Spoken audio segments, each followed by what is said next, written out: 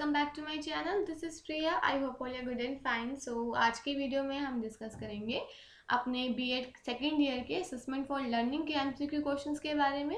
हमने इससे पहले नॉलेज एंड करिकुलम जो सब्जेक्ट है हमारा, उसके unit wise MCQ questions discuss किए थे, जिससे आपको आइडिया मिल जाए कि आपके पेपर में जो क्वेश्चंस हैं वो कैसे आ सकते हैं।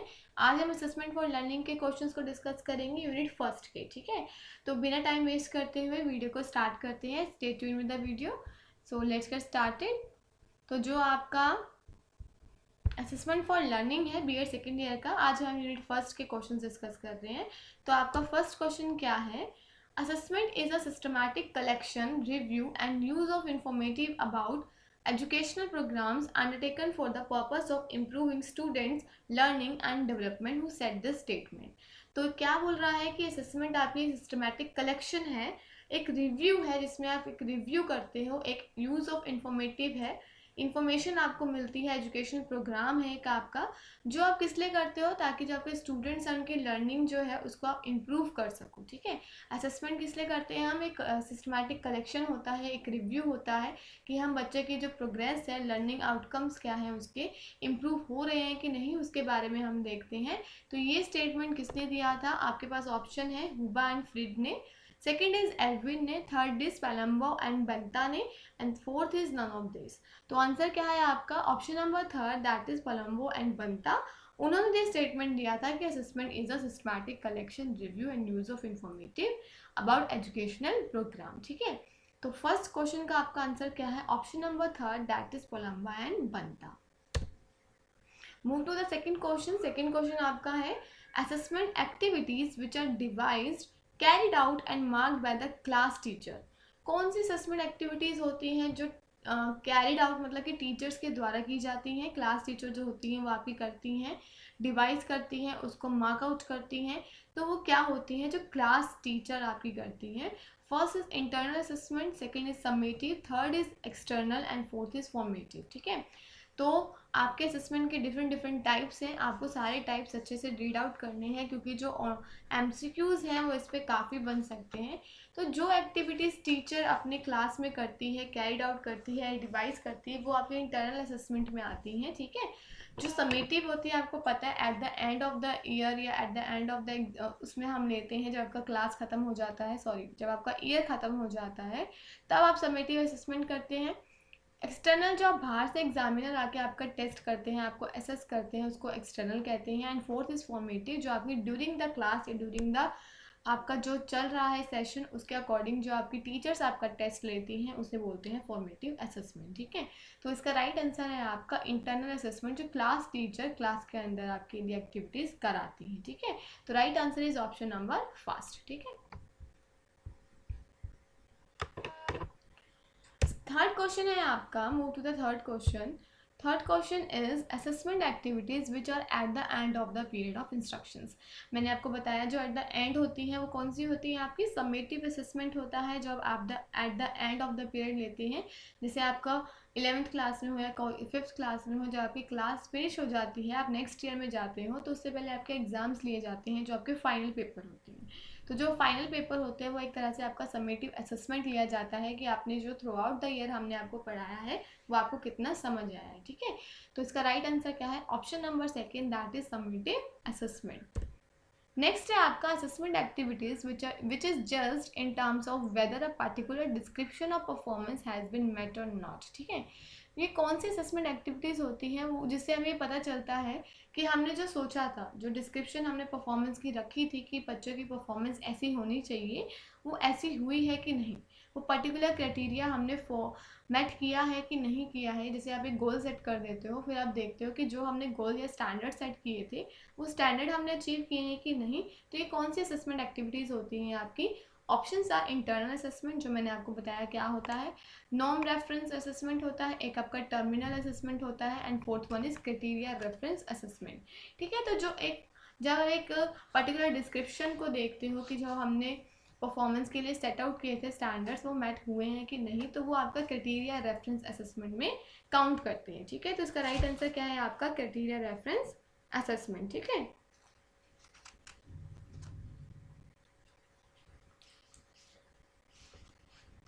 टर्मिनल असेसमेंट आपका फाइनल असेसमेंट पे बेस्ड होता है, ठीक है। जो आप eight the end of the course करते हो वो आपका टर्मिनल असेसमेंट होता है, ठीक है। नॉर्म बेस्ड हो गया, जैसे कोई ग्रेड्स आप देते हो जब बच्चों को, जब उनके एग्जाम्स होते हैं आप देते हो ना ए ग्रेड बी ग्रेड, तो वो नॉर्म बेस्ड में आ जाते हैं आपके, ठीक है। तो इसका राइट आंसर क्या है आपका, criteria reference assessment. Move to the next question. Fifth question है आपका, good measuring instrument should be. अब एक मेजरिंग इंस्ट्रूमेंट अगर आप यूज़ कर रहे हो तो कैसा होना चाहिए, ऑब्जेक्टिव होना चाहिए, वैलिड होना चाहिए, रिलायबल और प्रैक्टिकेबल। तो सारे ही ऑप्शन राइट हैं। जो भी आप एक मेजरिंग इंस्ट्रूमेंट को यूज़ करोगे उसमें सारी क्वालिटीज़ होनी चाहिए कि वो ऑब्जेक्टिव भी हो, क्या बायसनेस ना हो उसमें, वैलिड भी हो, रिलायबल भी हो, कंसिस्टेंसी हो और एक प्रैक्टिकलिटी उसमें होनी चाहिए। तो right answer is option number 5, that is all of the above, ठीक है। आई होप आपको क्वेश्चंस अच्छे से समझ आ रहे हैं। कहीं भी डाउट हो आप मुझे कमेंट करके पूछ सकते हैं, ठीक है। सिक्स्थ है आपका, it is not only merely a test at the end of the lesson. ये एक टेस्ट नहीं है जो हम लेसन के एंड में लेते हैं बच्चों से। It goes on constantly during lessons and units.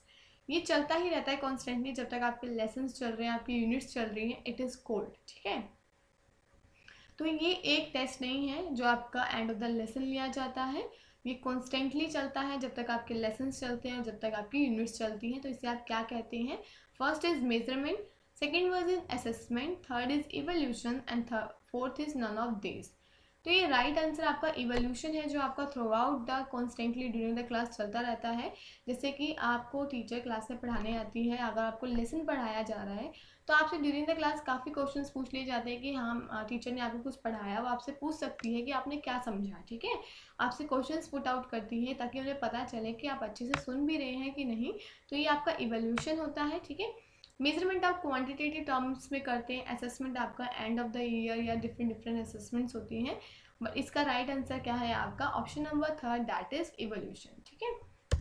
Seventh है आपका, the process of gathering and interpreting evidence on changes in the behaviour of all students as they progress through school is evaluation. Who said this. उन्होंने कहा कि एक process है जिसमें हम gather करते हैं, इंफॉर्मेशन कलेक्ट करते हैं, एविडेंसेस को इंटरप्रेट करते हैं कि जो स्टूडेंट्स हैं इसमें जो चेंजेस आ रहे हैं उनके बिहेवियर में, वो एक प्रोग्रेस है जो स्कूल के ड्यूरिंग स्कूल्स आता है आपके अंदर, वो इवोल्यूशन होता है, ठीक है। तो ये स्टेटमेंट किसने दिया था, ये फर्स्ट आपके पास ऑप्शन है क्लेरा एम ब्राउन ने दिया था, सेकेंड इज हैना ने दिया था, third is Goods and fourth one is Kothari commission. तो ये स्टेटमेंट आपकी हैना ने दी थी। ये एक तरह से इवोल्यूशन की डेफिनेशन है। जब आप डेफिनेशंस को पढ़ेंगे तो बहुत सारे ऑथर्स आपको दिए जाते हैं, उसमें से एमसीक्यू क्वेश्चंस भी काफ़ी बन सकते हैं। तो इसका राइट आंसर क्या है आपका, हैना ने ये डेफिनेशन आपको दी थी। नेक्स्ट इज इवोल्यूशन एक कॉन्टिन्यूस प्रोसेस है। It goes hand by hand with teaching. ये टीचिंग के साथ चलता रहता है, जैसे आप टीचिंग करते हो साइड बाय साइड आपका इवोल्यूशन भी चलता है। एक कंटिन्यूस प्रोसेस है। Do you agree with the statement, आप इस स्टेटमेंट से एग्री करते हैं। तो first is agree, second is strongly agree आप करते हैं, third is disagree and fourth is strongly disagree, ठीक है। तो राइट आंसर क्या है आपका, option number second, that is strongly agree. क्योंकि जो इवोल्यूशन है वो एक दिन नहीं होता, कॉन्टिन्यूस प्रोसेस है, आपका इवोल्यूशन चलता ही रहता है। और ये हैंड साइड बाय साइड चलता है, जैसे जैसे आपकी टीचिंग चलती है वैसे वैसे आपका इवोल्यूशन भी चलता है। तो option number second is right answer, that is strongly agree. Ninth question है, what is the full form of CCE. बहुत इंपॉर्टेंट क्वेश्चन है, बच्चे पूछते हैं, बहुत इजी क्वेश्चन है बट कंफ्यूज हो जाते हैं। सीसीई की फुल फॉर्म क्या है, options are continuous and comprehensive evaluation, critical and continuous evaluation, comprehensive and continuous evaluation and none of this. देखो बच्चे अगर सीधा आपसे पूछा जाता है ना what is the full form of CCE, वो सीधा एकदम से बोलते हैं कॉन्टिन्यूस एंड कॉम्प्रिहेंसिव इवैल्यूएशन। वो पहले कॉन्टिन्यूस बोलते हैं जबकि पहले कॉम्प्रिहेंसिव आता है। तो राइट आंसर क्या है आपका, comprehensive and continuous evaluation, not continuous and comprehensive evaluation, ठीक है। फर्स्ट आपका कॉम्प्रिहेंसिव आएगा देन कॉन्टिन्यूस आएगा। तो right answer is option number 3। 10th है आपका, in education dash is use to make inference about the learning and development of students, ठीक है। एजुकेशन में हम क्या यूज़ करते हैं जिससे हमें पता चले जो लर्निंग एंड डेवलपमेंट है स्टूडेंट्स की वो हो रही है, इन्फ्लुएंस देखते हैं। First is assessment, second is evolution, third is diagnosis and fourth is measurement. तो राइट आंसर क्या है आपका असेसमेंट। असेसमेंट को हम यूज करते हैं to make influence about the learning and development of students, ठीक है। तो right answer is option number first, that is assessment. 11th question है आपका, instrument use for measuring a sample behaviour.